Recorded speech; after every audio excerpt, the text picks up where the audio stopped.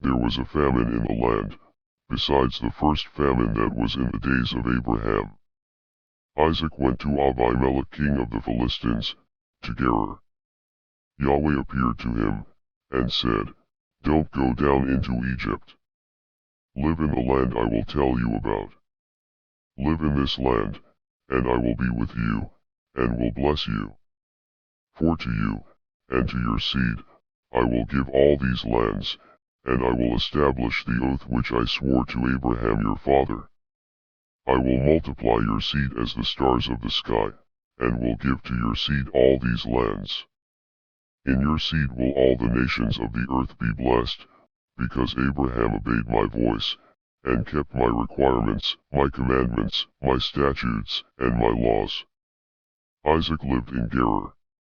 The men of the place asked him about his wife.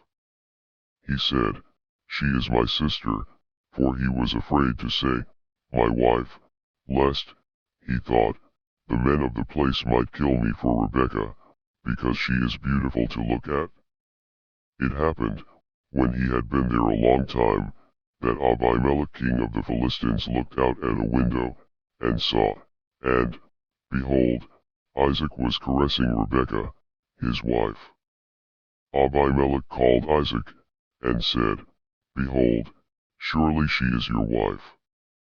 Why did you say, 'She is my sister'?" Isaac said to him, "Because I said, lest I die because of her." Abimelech said, "What is this you have done to us? One of the people might easily have lain with your wife, and you would have brought guilt on us." Abimelech commanded all the people, saying, "He who touches this man or his wife will surely be put to death." Isaac sowed in that land, and reaped in the same year 100 times what he planted. Yahweh blessed him. The man grew great, and grew more and more until he became very great. He had possessions of flocks, possessions of herds, and a great household. The Philistines envied him. Now all the wells which his father's servants had dug in the days of Abraham his father, the Philistines had stopped, and filled with earth.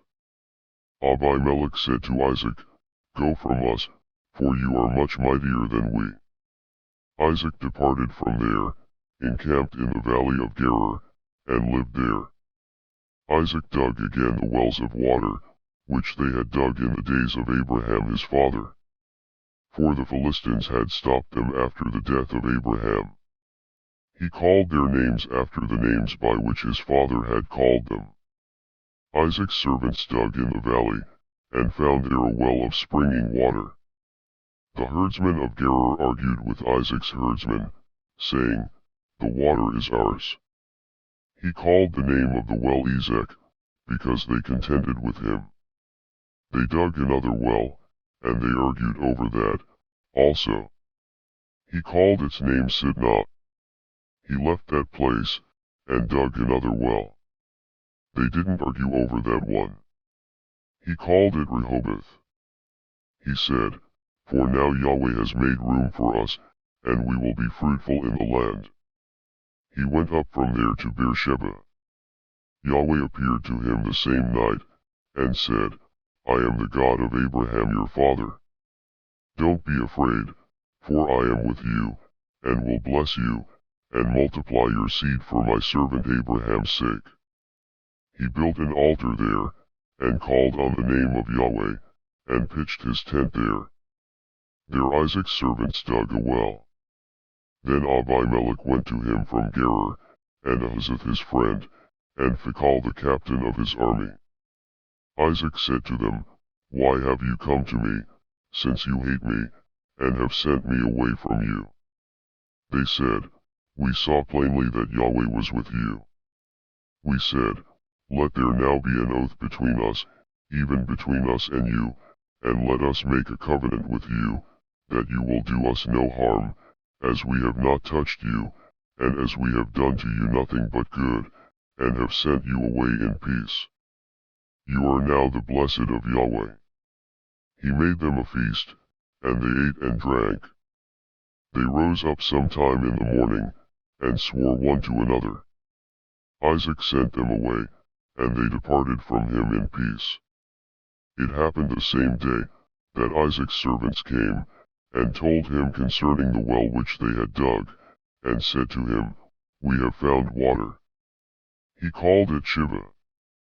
Therefore the name of the city is Beersheba to this day.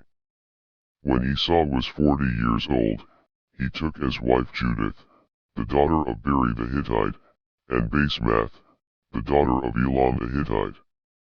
They grieved Isaac's and Rebekah's spirits.